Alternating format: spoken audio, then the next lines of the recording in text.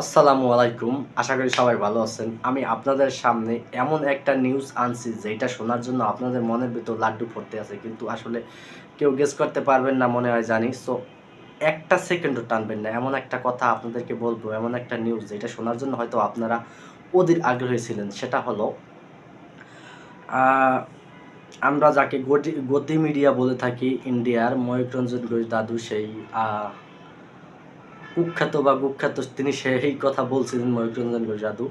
তারই শহরে তিনি যেই ফাঁদটা আমাদের বাংলাদেশের মানুষের জন্য খুঁজছিলেন, সেই ফাঁদে কিন্তু শেষ পর্যন্ত তাকে পড়তে হয়েছে। কেন পড়তে হয়েছে ময়ূররঞ্জন ঘোষ দাদুকে? সেটা হলো তিনি বাংলাদেশের মানুষকে বিভিন্ন ফেক এবং মিথ্যা নিউজ ছড়িয়ে তাদের দেশে নাম তো করছেই, আমাদের দেশে নাম করছে এবং বিশ্ব মিডিয়াতে তার নাম আছে যে তিনি ফেক নিউজ ছড়াইয়ে সাধারণ মানুষকে বিভ্রান্তিত করে, যার কোনো ভিত্তি নাই।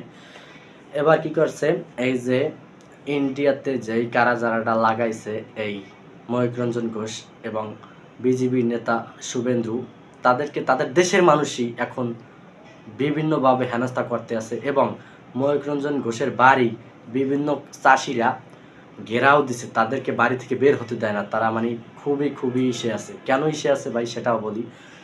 বাংলাদেশের সাথে ইন্ডিয়ার যেই সম্পর্কটা ছিল, এটা কিন্তু ওই ময়ূররঞ্জন ঘোষের মাধ্যমেই বিভিন্ন মিডিয়াতে ছড়াইতে এমনভাবে নিয়ে গেছে যেন বাংলাদেশের মানুষ আর ইন্ডিয়ার মানুষ সাপ আর বেজিতে পরিণত হয়েছে, কেউ কারো ছায়া দেখতে পায় না। এইটার মূল ক্রেডিট কিন্তু ময়ূররঞ্জন ঘোষের এবং ভারতের কিছু গতি মিডিয়ার। সো এই মিডিয়াগুলোকে আমি সতর্ক করতে আছি ভাই, আপনারা নিউজ করার মানে নিউজটাকে ব্যবসা হিসাবে নিয়েছেন, এটা খুবই দুঃখজনক। এবং আপনাদের ভারতে কিন্তু অনেক ভালো মিডিয়া আছে যাদেরকে দেখে আমরা এখন অনুপ্রাণিত হই, তাদেরকে দেখে আমরা মনে চাই যে সাংবাদিকতা পেশা বেছে নেই। সো আপনারা কেন এই নিউজ মিডিয়াটাকে আপনারা নষ্ট করতেছেন আপনাদের স্বার্থের জন্য, আমি বুঝি না। সো যে কথাটা বলার জন্য আমি আসছিলাম সেটা হলো ইন্ডিয়ার সাধারণ চাষিরা যারা চাষবাস করে তাদের জীবিকা নির্বাহ করে এবং তাদের ইকোনমিক্স অর্থে ভালো অবদান রাখে, সেই চাষিরা তাদের ফসল বাংলাদেশে আমরা ক্রয় করি না দেইখা নষ্ট হয়ে যাচ্ছে। কেননা নতুন আলু কিন্তু ভাই বেশি দিন থাকে না, পেঁয়াজ কিন্তু বেশি দিন থাকে না, অল্প কয়েকদিনেই পচন ধরে। নতুন যে জিনিসগুলো এগুলো লাস্টিং করে না।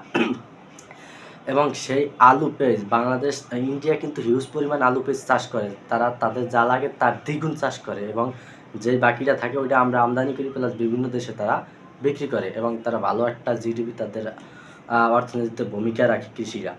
সো এখন সেই আলুগুলা কিন্তু তাদের দেশেই আছে, আমরা তো আমদানি করতে আসি না। আমরা চীনেতে আলু পেঁয়াজ কিনছি এবং পাকিস্তানতে আলু পেঁয়াজ কিনছি, সেই জন্য ভারতের আলু পেঁয়াজের আমাদের কোনো দরকার নাই।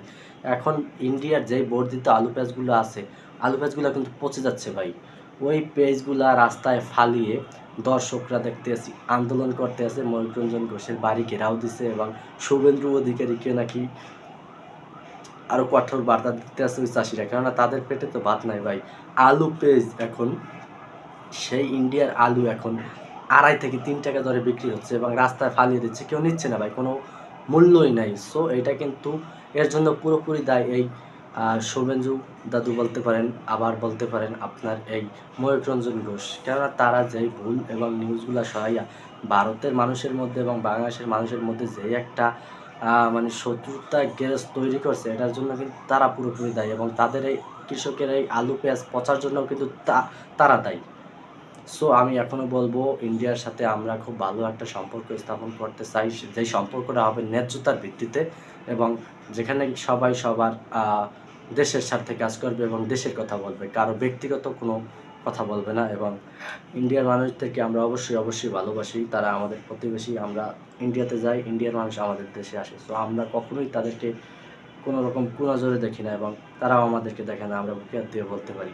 কিন্তু ইন্ডিয়ার এই চাষি ভাইদের জন্য আমার খুব কষ্ট হচ্ছে, তারা এত অর্থ মানে আলু পেঁয়াজ চাষ করে যেই সার ওষুধের টাকা গেছে সেই চালানটা তাদের হচ্ছে না, 2.5 টাকা 3 টাকা দরে আলু আর পেঁয়াজ বিক্রি করতে আছে এই ইন্ডিয়াতে।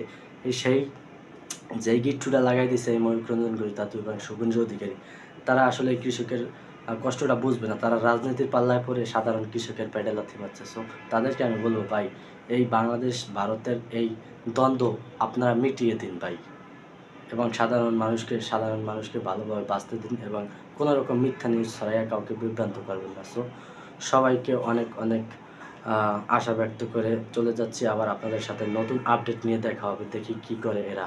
সো অনেক দোয়া ও ভালোবাসা রইল সবার জন্য।